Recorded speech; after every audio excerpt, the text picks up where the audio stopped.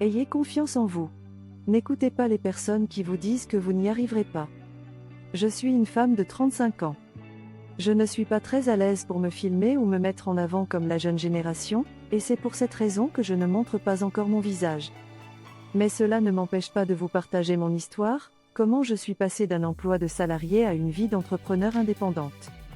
Avant, je gagnais environ 36 000 € nets d'impôts par an dans un travail que je n'aimais pas. Aujourd'hui, mon patrimoine dépasse les 2 millions d'euros. Et laissez-moi vous dire, j'ai fait énormément d'erreurs en chemin. Mais si je devais recommencer depuis le début, je saurais exactement comment aller plus vite et mieux. Alors restez avec moi, car je vais vous donner mes conseils pour atteindre votre premier million. Identifiez votre compétence la plus forte. Tout commence par une question simple. Qu'est-ce qu'un millionnaire sait faire que vous ne savez pas encore? Allez sur Google, tapez métier des millionnaires, et vous trouverez des secteurs, des opportunités, des investissements dans lesquels des personnes ont bâti leur richesse. Ce qui est intéressant, c'est que la majorité des millionnaires ne viennent pas de familles riches. Beaucoup se sont construits eux-mêmes, grâce à leurs compétences et aux opportunités qu'ils ont su saisir. Faites un exercice, dressez une liste de tous ces domaines, puis évaluez votre niveau d'intérêt pour chacun d'eux sur une échelle de 1 à 5. Ensuite, croisez cette liste avec vos compétences actuelles. Vous aurez ainsi une vision beaucoup plus claire de ce qui vous attire et de ce que vous êtes déjà capable de faire. Pourquoi est-ce important? Parce que si vous voulez vraiment devenir millionnaire, il faut aimer ce que vous faites. La passion est essentielle pour tenir dans la durée. Pour ma part, quand j'ai dû choisir ma voie, j'ai réalisé que je n'étais pas une experte en mathématiques, et je ne voulais pas passer des années supplémentaires à l'école pour obtenir un diplôme qui allait rallonger mon parcours vers la liberté financière. J'ai donc choisi l'entrepreneuriat. Créer une entreprise était la voie la plus rapide et la plus adaptée à mes compétences et à mes intérêts. À vous maintenant de réfléchir, dans quel domaine êtes-vous prête à investir du temps et à devenir une véritable experte? Éloignez-vous des personnes négatives. L'entourage joue un rôle énorme dans la réussite. Je me souviens du jour où j'ai eu cette révélation, je voulais créer une entreprise. Tout excitée, j'en ai parlé à mes amies en pensant qu'elles allaient m'encourager, poser des questions, peut-être même vouloir m'aider. Mais au lieu de ça, elles se sont un peu moquées de moi. Certaines ont posé des questions condescendantes, d'autres ont complètement ignoré le sujet, préférant continuer à parler de leurs petites histoires quotidiennes. Et pourtant, moi, à ce moment-là, j'étais en train de me donner à fond, j'apprenais, je rencontrais de nouvelles personnes, je travaillais tard le soir pour bâtir une nouvelle vie. C'est là que j'ai compris une chose, mon énergie est limitée. Si je continue à la gaspiller avec des personnes qui me rabaissent ou qui ne s'intéressent pas à mes objectifs, je vais finir par douter de moi, et peut-être abandonner. Alors je me suis éloignée de celles qui me tiraient vers le bas.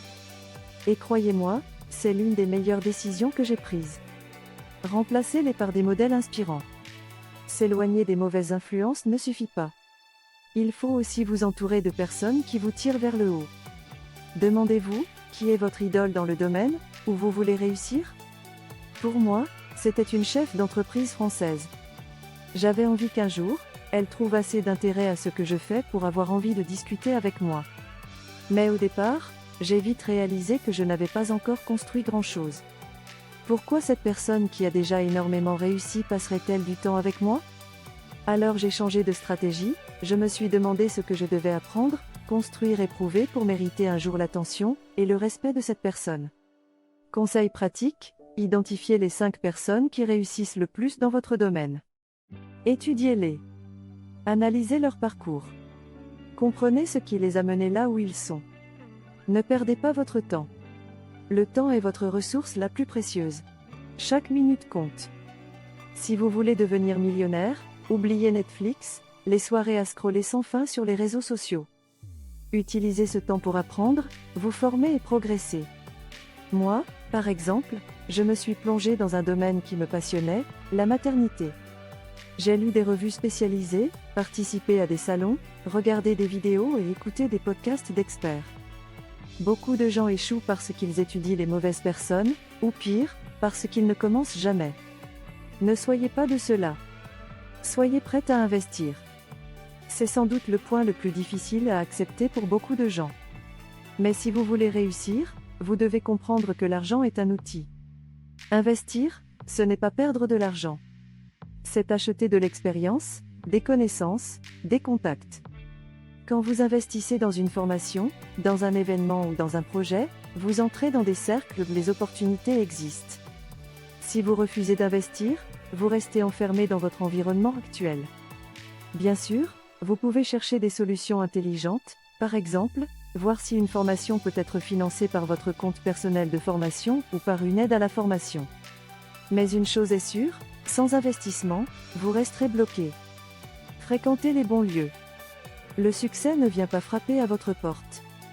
Vous devez aller là où les opportunités se trouvent.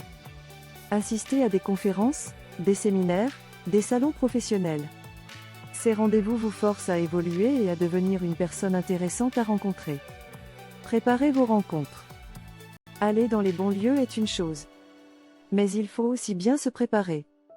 Avant chaque conférence, renseignez-vous sur les participants. Qui sera là? Qu'ont-ils accompli?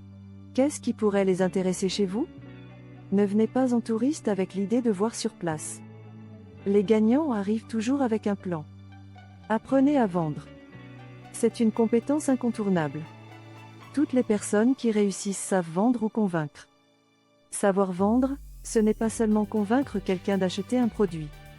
C'est aussi savoir se présenter, expliquer sa valeur, inspirer confiance. Inspirez-vous des meilleurs, regardez comment ils font, et pratiquez. Fixez des objectifs chiffrés. Pour devenir millionnaire, vous devez avoir des métriques claires. 1 million, ce n'est pas un rêve abstrait. C'est juste des mathématiques.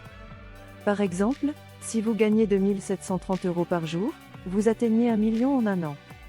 Peu importe ce que vous vendez, vous devez savoir combien d'unités vous devez écouler pour atteindre ce chiffre. Ayez toujours des objectifs précis, mesurables et suivis dans le temps. Adoptez un état d'esprit positif. Le dernier conseil est crucial. Soyez reconnaissante de ce que vous avez déjà, mais ressentez aussi la joie comme si vous aviez déjà atteint votre objectif. Cela peut paraître surprenant, mais aucun millionnaire ne réussit en gardant des pensées négatives. Prenez conscience que votre réalité actuelle ne reflète pas encore votre potentiel. Devenez la meilleure version de vous-même, ayez confiance en vous, et votre premier million arrivera. Chaque pas que vous ferez à partir d'aujourd'hui, même minuscule, peut transformer votre trajectoire. Il n'existe pas de moment parfait pour se lancer, il existe seulement ce moment, ici et maintenant. Où vous choisissez d'agir, de croire en vous, et de développer la version de vous-même que vous aspirez à devenir. Alors, osez rêver plus grand, osez persévérer quand c'est difficile, et surtout, osez rester fidèle à vos valeurs, car c'est là que réside votre véritable force. N'oublie pas de t'abonner à la chaîne. À très bientôt.